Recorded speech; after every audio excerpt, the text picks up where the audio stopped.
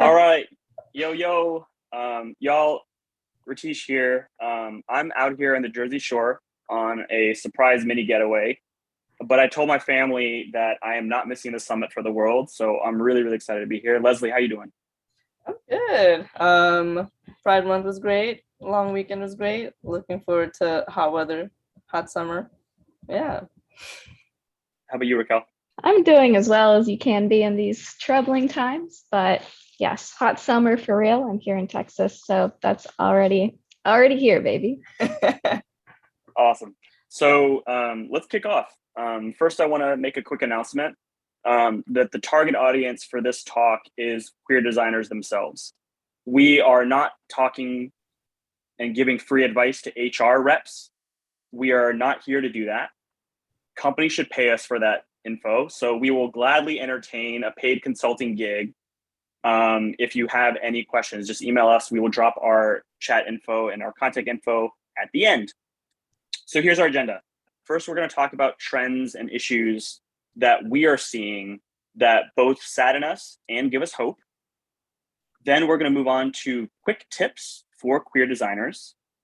Number 3, in the interest of salary transparency, each of us are going to share our personal salary journeys. 4, we're going to give some shout outs to some queer designers that we want to sponsor and or advocate for. And then lastly, we're going to cover some audience questions and share our contact info. Does that sound good to everybody? All right. So what are some trends that are saddening you? Leslie, I would love to start with you. Yeah. So union busting for sure. I worked at Vice, I worked at Hearst, I worked at Meredith, and at my time there, like all of them, I saw unions slowly starting to bubble up, but then, companies laying people off who are part of unions, companies not continuing conversations, companies like refusing to acknowledge unions. So I feel like there's like so much work that could be done, but it saddens me to see that most corporations aren't meeting their employees, not even halfway sometimes, and it's very upsetting. Absolutely, I totally agree. Raquel, how about you? Yeah, I think something that really has been saddening me is to watch tech eat the world and in some sense putting golden handcuffs on the world, including myself, and seeing a lot of CEOs kind of come out with these big principles and these big ideals, but then they shut it all down the second they're challenged, even just a little bit. It's very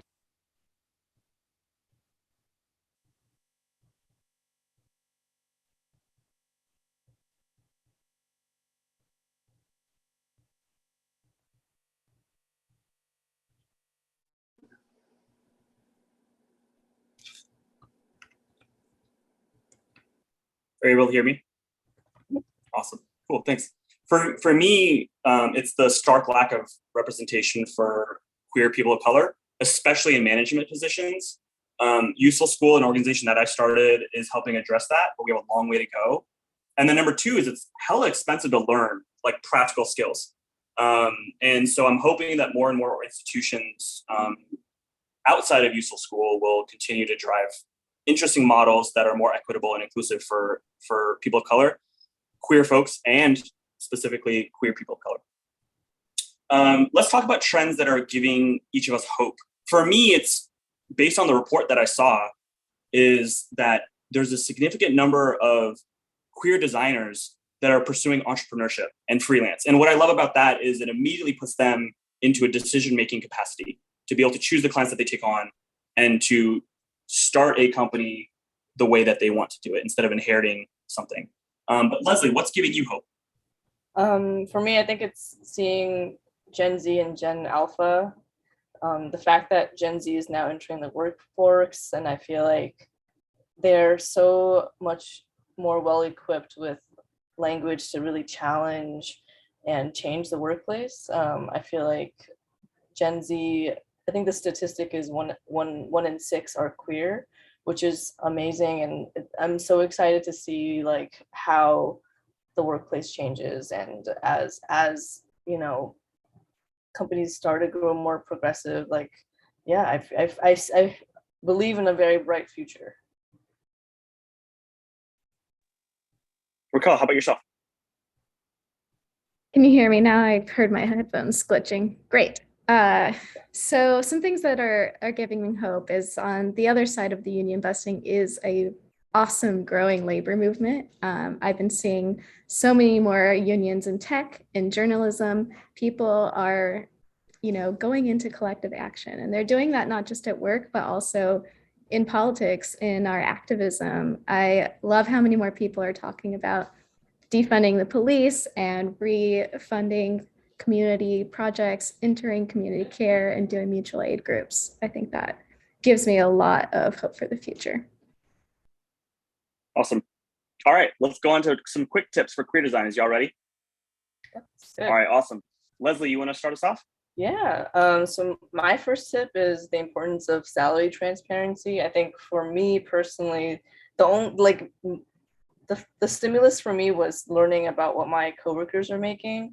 So I feel like, you need to equip yourself with the knowledge of what entering your job or like whatever position, knowing how much you should be making. So like looking at websites like Glassdoor can help, or if you're entering the tech space, levels.io can help.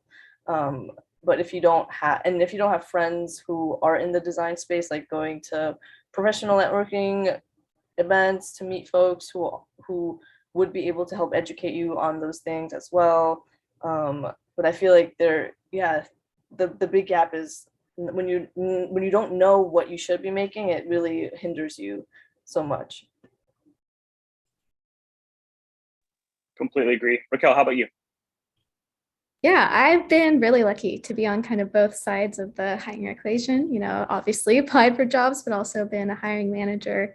And some of the things that I've learned, I recently came off a job search, for example. And number one is work with a recruiter that knows your worth and understands your role as a designer, but also the value that you bring as a queer person or a person of color, or both.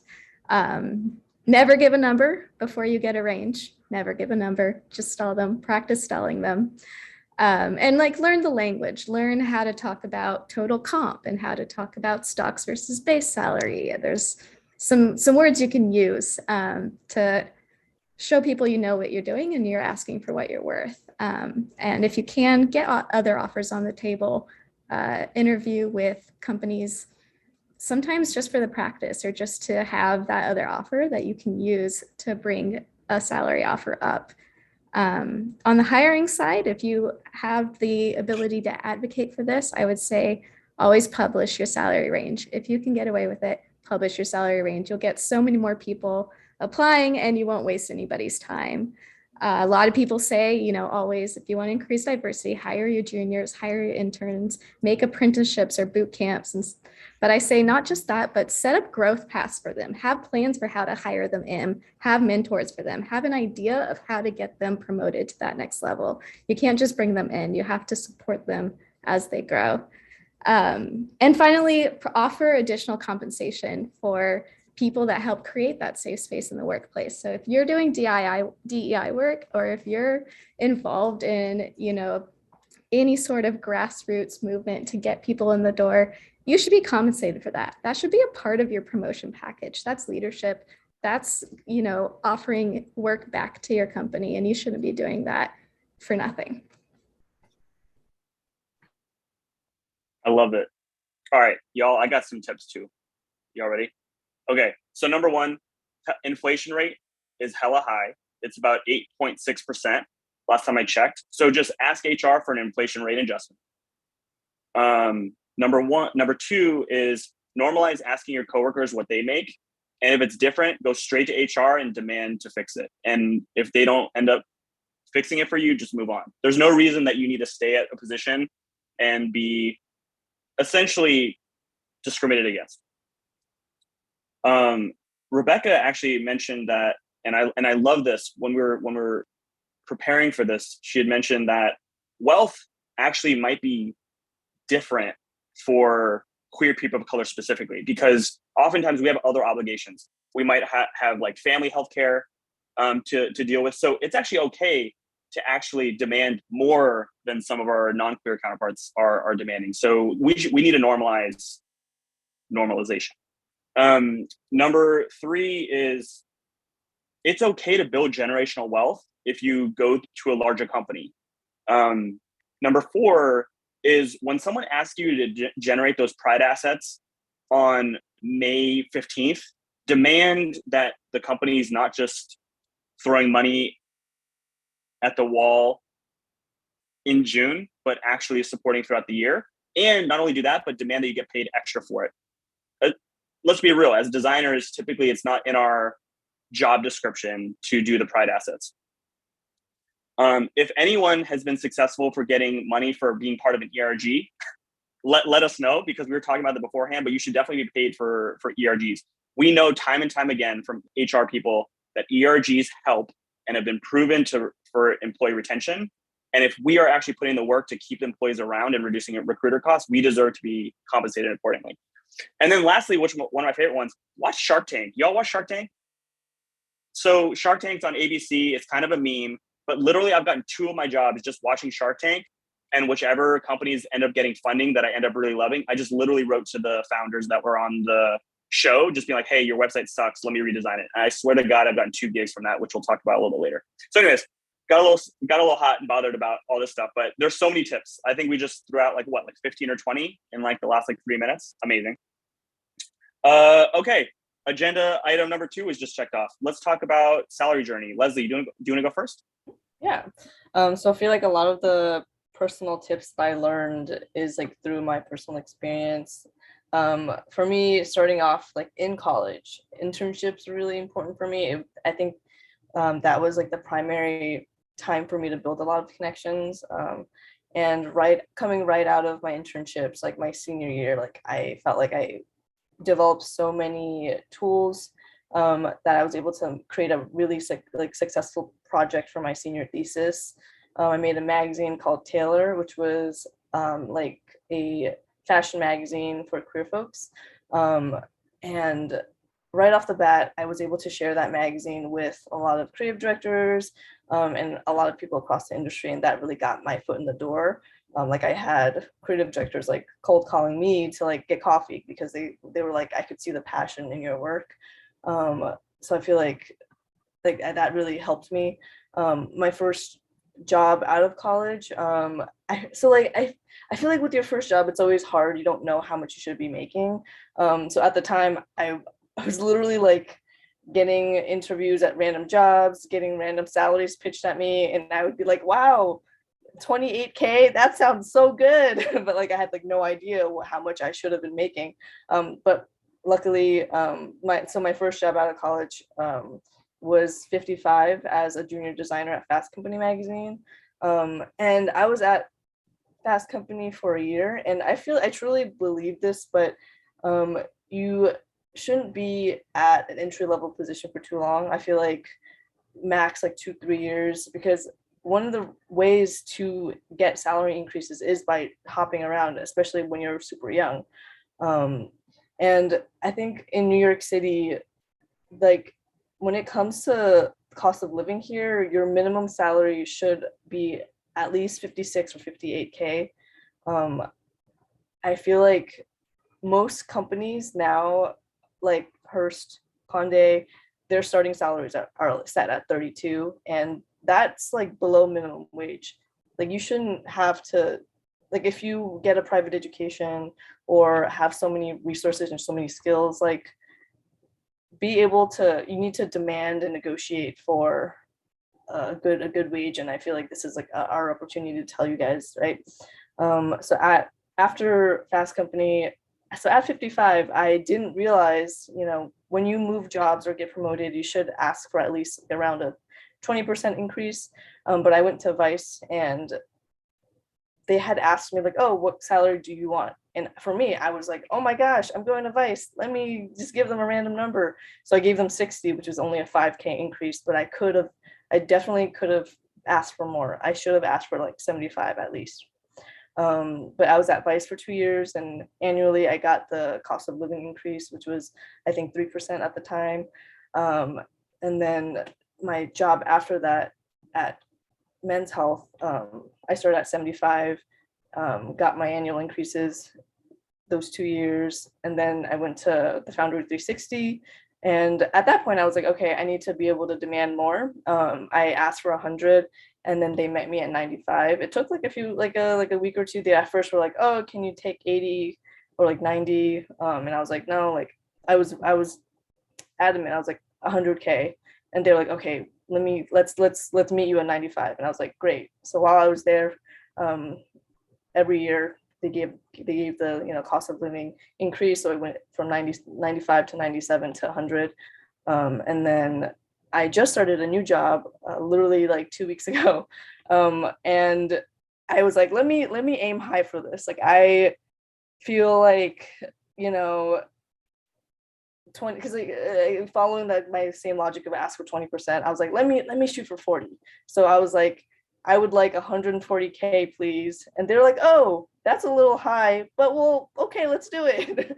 And then they also after giving me the 140 was like, plus like then they mentioned the total comp package, and they're like, oh, there's also a 25K bonus, there's also stock and equity. And I was like, oh wow, that's great. I feel like, when you don't know, it is great to have like HR professionals who like are willing to, also offer you more.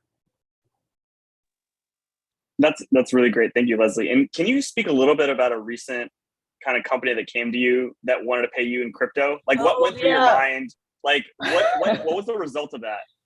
So it was for like a freelance gig, a freelance project. They wanted me to create some NFTs for their company launch. But then they were like, okay, the offer will include payment in crypto for these NFTs when the NFTs, what was it? When they mint the NFTs, you also will have costs, like the cost of the NFTs will also go towards your payment because of the contracts within the blockchain.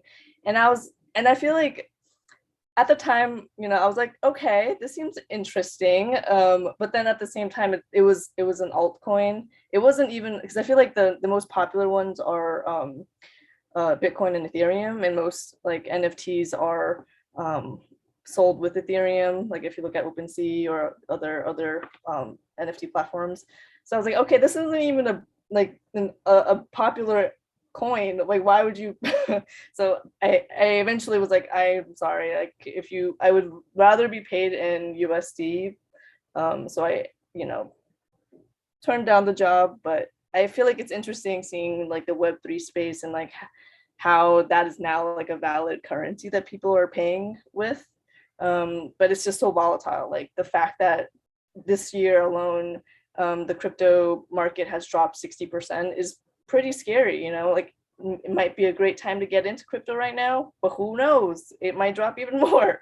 So yeah, I feel like currently like maybe steering clear of crypto as a paycheck, but who knows? Super interesting. Like I feel like if I have not been approached by crypto companies, or at least companies that want to pay me in crypto, but I feel like what I would do is like I would say, okay, here's my rate in USD, and okay, if you pay me in crypto, by the end of our like payments together or whatever, like when I bill you, I want to get paid with enough crypto that it like still has the same like exchange rate as today. So that way, when you're talking about, if like it plummets or continues to plummet, I still have like kind of like a floor that I'll get paid. But yeah, that's really tricky. I like just getting paid in good old fashioned dollars. Raquel, I would love to go second, and then if you want to follow up, cool.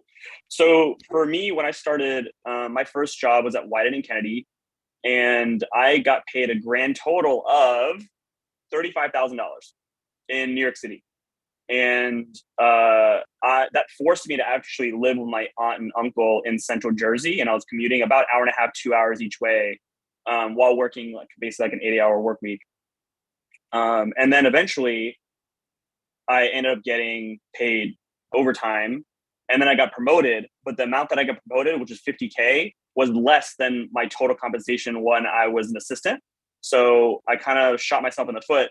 But in my mind, when I was like younger, like 21, 22, right out of college, like I was like, I have to be whatever company I'm part of, I have to be there forever. Like this kind of like old school mentality of like whatever company you're, whatever company you start with, like you just ride it out forever, right? And like it wasn't until like I realized I should get out of that cycle and I could be making way more that I finally did.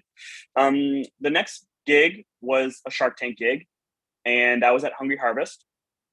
That was 60K plus stock, and that stock I still have today. The next gig was another Shark Tank company called Pet Plate, and that was I initially was at 85,000 as kind of like a brand designer that worked on both branding as well as like website, product design, that kind of thing. Then I got promoted to 105, and that 105 included more job responsibilities, including leading a rebrand with Sagmeister and Walsh, which was like amazing. And then also working on like growth marketing. So like doing A/B testing and all that kind of stuff, which I loved. And if any folks are like thinking about growth design, I highly recommend doing it because it's one of those few career paths where you can actually prove the value of design, meaning like you can literally put like a different button in one place versus another place on the website, A/B test it and show like you actually drove this much revenue. And usually folks who are in growth design, I think one of the reasons why growth design is becoming really popular is because of that. You can literally prove your value and keep moving up accordingly. So that's essentially the path that I took at Pet Plate. I also got some stock. After that, I worked at what used to be called Cereal Box, which I rebranded to Realm with Mother Design, which is also a dream gig. That was 150 and then plus stock. And what I did there was they could only at the time compensate me at 125. But if I stayed long enough, they would give me a guaranteed bonus of 25K. So that was like a really great way of like making sure my end take home salary was 150, but making a little bit fair on each party in case they were a little strapped for cash. And then I went to Gannett, which owns USA Today. And that was 200K plus stock. And then now I'm proud to announce, I actually haven't really announced it publicly, that I'm now the design director in HyperAct, which focuses on nonprofit branding and website design. And I took a huge pay cut, and I'll get into that in a second. And that's at 120. And then I also do freelance. And typically my freelance, I try to get to around 300 to 500 bucks an hour. And then I also do useful school on the side, which is like a nominal amount. So I'm really excited about that journey. And the reason that I was able to take a big pay cut is I wanted to create a lifestyle for myself that had an amazing work-life balance and then also allow me to do freelance on the side. And some of you all in the audience might be thinking about freelance. And I always recommend it if you're able to make sure that you have a really good work-life balance. If you're not quote unquote 9 to 5 is honestly more like a 9 to 9, it's going to be really hard to balance freelance on top of it because you're eventually going to get burnt out. But if you have like a 9 to 5 and it's really healthy relationship with your boss and your coworkers and you're somewhat content, I highly recommend trying to get into freelance because you can end up getting compensated a really healthy amount, potentially start your own agency. There are very, very few queer-owned agencies out in the world, and there's even fewer queer people of color-owned agencies out in the world. So I highly encourage, if you're interested, jumping into freelance. And happy to talk about it more if you'd like. Raquel, would you like to go next? Yeah, so I started out doing a work study program at my university, and that was really crucial for me because I needed it. But I was really lucky to be able to do it kind of in my field. So I was being paid $15.50 an hour as a junior designer for the UT Rec Sports Department, which was really enjoyable because I got to go to the gym every day and not work out. I also was able to do an internship my senior year. Like Leslie, this is like very useful for me. Again, I was lucky that I was given class time to go and do the internship because I was also working at the same time to afford college and wouldn't have been able to do that otherwise. And I was being paid $15 an hour there at an app building startup and learning a lot about, apps and digital design for the first time. After I graduated, I joined a small branding agency that paid me $20 an hour. And was sitting there photoshopping different sizes of the Blue Man Group ads and hating my life for a while. and decided I wanted to switch things up and leave graphic design because I wasn't doing the things I loved in terms of, typography and layout and visual. I was, again, photoshopping the Blue Man Group. So I went sideways and I, took a big swing and applied to be a visual designer at IBM. And I did not know anything besides that one app design internship about UX or that side of the design world, but I was able to talk my way in. And since I did have sort of these graphic design chops, they were really great at teaching you to parlay those visual skills into visual UX skills. And so I have a lot of complicated feelings about IBM because they seriously underpaid me. I was there for 3 years and ended up leaving at $70K. Discovered later that the guy that I worked with every single day on the exact same work was being paid $112. So I could have had an equal pay case there. But at the same time, they did a great job at bringing in a lot of entry-level people. The representation across the board, people of color, queer people, trans people, was awesome.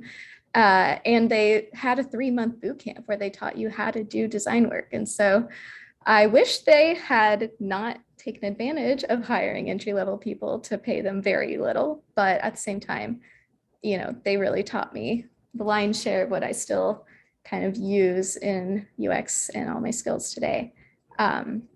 After leaving IBM, I also moved to a much more expensive city. I moved to DC and joined a company called Pivotal Labs. And I had a wonderful experience when I was accepting or talking to the recruiter for Pivotal. He asked me for a number. I thought I was swinging big and asked for 85, and he laughed in my face and told me, we will not pay you less than 120. And that's when my little brain kind of blew up and I realized I don't know anything about financial literacy whatsoever. Like I've been kind of functioning off like living paycheck to paycheck in college. And that's when I started really educating myself about what does it look like to be paid fairly in the field that I'm in.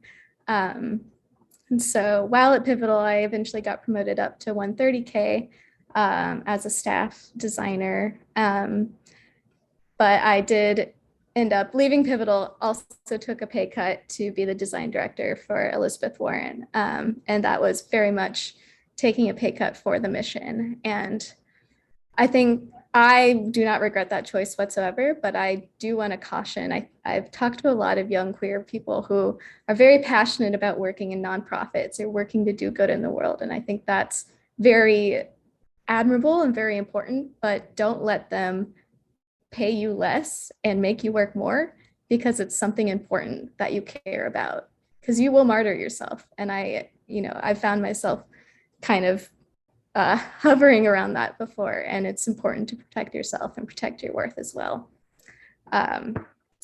Finally, kind of wrapping up my salary journey, when the campaign ended, I joined a really interesting kind of product incubator, actually run by the CEO of Pivotal previously. And every single person at that company, which I think was like around 10, so not very big, but every single person, including the CEO all the way down to assistants, were all paid the same salary. So we were all paid base 150K, that's it. And then if you did end up incubating a startup out of, working there and you decide to leave with that startup, you get to keep some amount of equity as a founder. Really interesting space. When I left that for the New York Times, I negotiated really hard to just match my salary.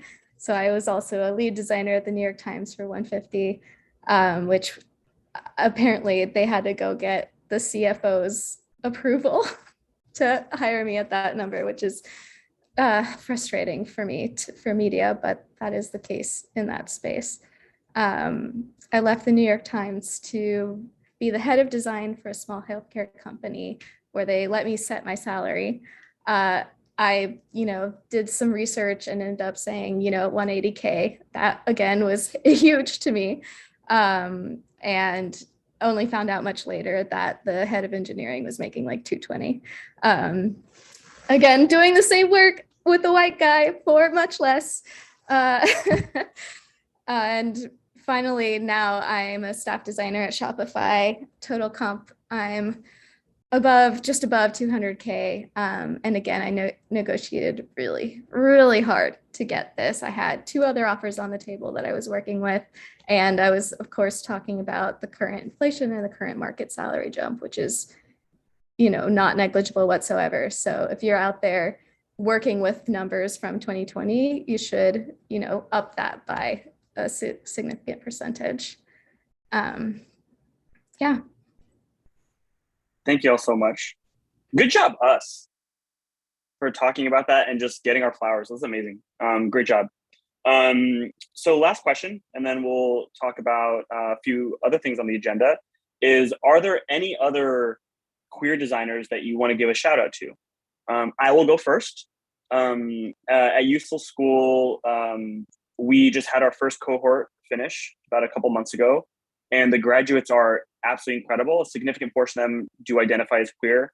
I would love for you all to hire them and support them in any way you can. I've tagged all of them on my personal LinkedIn, as well as usefulschool.com on Instagram. So that's a shout out for them. Leslie, would you like to go next? Yeah, so there are 2 like editorial creative directors who I really looked up to, Kate Elizagui and Jason Lancaster. Their work is like superb. There's also Ziping Zhu, who like started his own studio and is super loud and proud, like super bright colors, like so unapologetically himself. And he's like super inspiring to see. Fantastic. Raquel? Yeah, some folks I love and follow very avidly include Sael da Silva. She's a brilliant trans product thinker and a fellow queer Brazilian. We've been supporting each other's careers for quite some time. Liz Jackson and Alex Hargard, they're designer critics. They founded the Disabled List and the criticalaccess.org. Either both of them or maybe just Liz coined the disability dongle. They do a lot of really important work around disability justice and criticizing design and disability. Highly recommend learning from them. And finally, my for a short period of time, my coworker, he's now at Stripe, but he was with me at Shopify, Romello Goodman. He's a creative technologist, teacher at MICA. He does these really cool generative art at Good Graphics. And he was kind of a co-jury with me at the Core 77 Interaction Design Awards. Really cool guy, also worth following. Incredible. I love it. Okay, so let's field some questions, and then to wrap up, we will talk about our contact info, about how everyone can get in contact with us. So first question, and I'll throw this out, and whoever wants to volunteer, you can answer it, is how do you build a safety net for yourself when leveraging your role to seek higher compensation?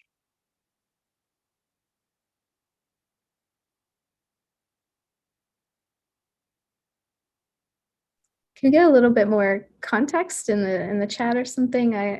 Are you saying how do you make sure you don't get fired when you ask for more money? Let's start with that, because I think that's what we're kind of trying to get at. But if the conversation veers, somewhere else, that's cool. But let's start with that. Well, I'll say if they're going to fire you for asking for more money, then you should leave anyway to start. But I understand that sometimes you need that job. I think learning, the promotion structure at your job can help a lot, and just coming at them with data, coming at them with like, here's all the things I accomplished, here's the impact. If you can get metrics, put those numbers in there. And then of course, there's also the tried and true classic of like, go out and interview a little bit, get some other offers or get some bites and be like, hey, by the way, competitor X is kind of wanting to hire me. Would you match them? I don't want to leave, but it would be better for me if you can't. And you can start making it be on them basically to keep you. Leslie, do you have anything to add? I guess like an economical safety net. I guess like a different angle. Like if you want to do freelance or personal projects, if like when it comes to if you want to be separate work and then having like personal work, to just to help like bring a little bit of joy to your life and have, because I feel like, you know, a lot of times when you're working, your work it's like, what is it, work becomes stressful. I feel like to bring, yeah, I'm going off on a I'm not sure where I'm going with that. Okay, never mind.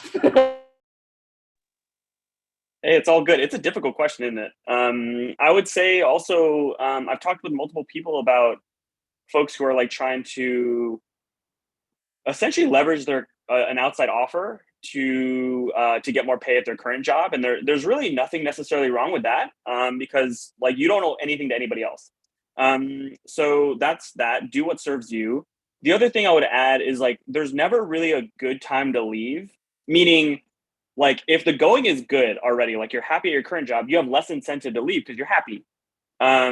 If the going is bad, you're probably working hard and you don't necessarily have like the physical, mental, spiritual space to like actually like pursue something else. So there isn't really ever a really, really good time to leave. But what I would suggest is kind of like what Raquel said, is like always be interviewing. Like do a couple of interviews like every quarter. Like what's the worst that could happen? Like you just get better as a speaker, better on your feet, like better at presenting your work, which could help you at your current job. So think about your safety net as just constantly serving yourself and like doing the things that like you want to do when you want to do them. The next question is, would growth design include writing your own scripts in your work? If you mean coding scripts, yes, you can. So some of the best growth designers are also like dangerous, like with CSS, JavaScript, et cetera, et cetera. But most of the time, if you're a designer, you're not going to necessarily be hired to do both of them, both of those two roles. So you can choose to still be on the design side. But I would recommend knowing enough about writing a little bit of code, so that way when you come to the developer and the developer says some seemingly wild amount of time that it'll take to get that done, you could at least poke a few holes into it, being like, are you sure it's that? Like, what if we do it this way? Like, it's going to help you if you like know how to write your own work. If you meant writing your own scripts, as in writing your own copy, always recommend designers to be dangerous enough to write their own copy, because there's nothing better than having a designer who can like think strategically about where the copy is going to be and like create designs based on that. Okay, then we have another question that's, how can people with income limits, due to medical insurance reasons, advocate for themselves in the workplace? Y'all, these questions are hard. Who wants to take this first? I think that's so hard. And first of all, I just want to acknowledge that it's fucked up that you have to have income limits due to insurance, and that healthcare isn't free and a right at all. Have to acknowledge that. I think you have the legal right to advocate for all kinds of different accommodations from your workplace. You can find other ways of being compensated that don't get reported in the same ways, perks and other things like that. If you can get an advocate that can stand up for you when you don't have the spoons, to talk to other sort of people that have illness, other disabled people who have worked through this. I think building out that network is really, really valuable as well. And finally, fight for legislation against it. Or, you know, maybe that's on us as allies. All of us should be fighting for each other. Leslie, would you like to add anything else? Awesome. So there's many other questions that folks have, but in the interest of time, we are happy to potentially field those on offline. So I think this would be a really great time for each of us to share our own personal contact info. And if you, Leslie, you want to start first, that'd be awesome.